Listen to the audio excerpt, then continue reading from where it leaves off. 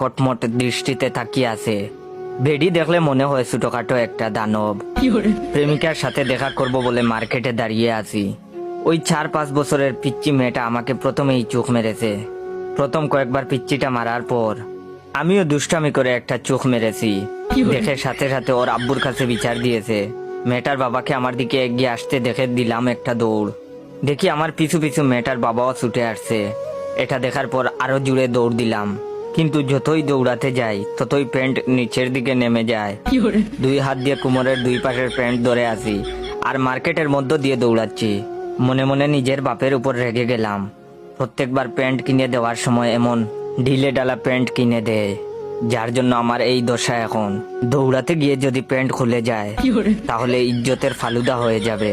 হঠাৎ বাসার লুঙ্গিটাকে খুব মিস করতে লাগলাম। লুঙ্গি পরে দৌড়ানোর মজাই আলাদা, বাতাসের প্রবাহ খুব কাজে দেয়। হঠাৎ সামনে প্রেমিকাকে দেখে কলিজা আরো শুকিয়ে গেল।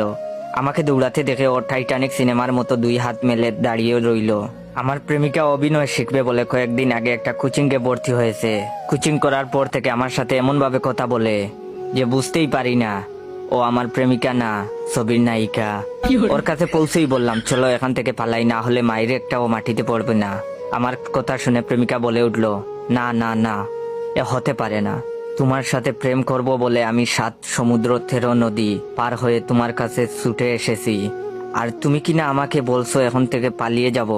ওই শয়তান রাজা আমাদের কিছুই করতে পারবে না। আমাদের ভালোবাসার কাছে ওর অশুভ শক্তি পরাজিত হবেই। আমি তোমার সাথে এই বিশাল রাজ্যে সারা জীবন কাটিয়ে দিতে চাই, প্রিয় জায়েদ খান, টুকু জয় খান। প্রেমিকার অভিনয় দেখে আমার বুঝতে আর বাকি রইল না। পৃথিবী উল্টে গেলেও মাইরের আজমিস নাই।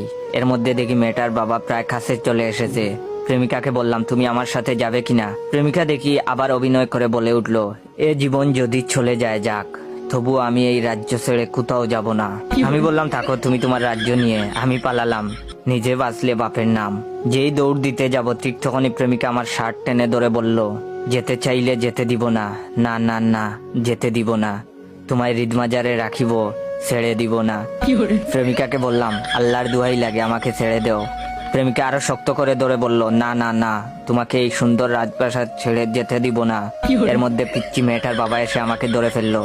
কোনো কথা না বলেই নাক বরাবর দিল এক ঘুষি।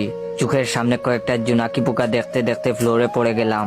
না, জ্ঞান হারাইনি তখনও, কিন্তু প্রেমিকা যখন লোকটাকে বলল, শয়তান ছেড়ে দে আমার জয়কে, তুই আমার দেহ পাবি কিন্তু মন পাবি না। বিশ্বাস করেন